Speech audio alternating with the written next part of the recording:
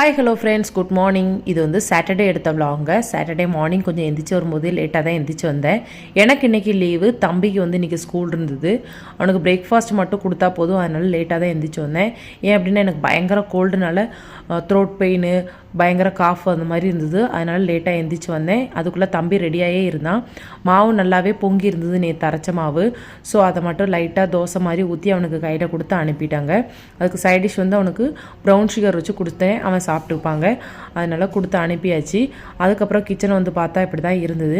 Washing machine ரொம்ப நாளாகவே கொஞ்சம் அழுக்காக இருந்த மாதிரி இருந்தது. அதுக்காக அந்த டிசால்விங் பவுடர் போட்டு ரன் பண்ண விட்டுட்டாங்க.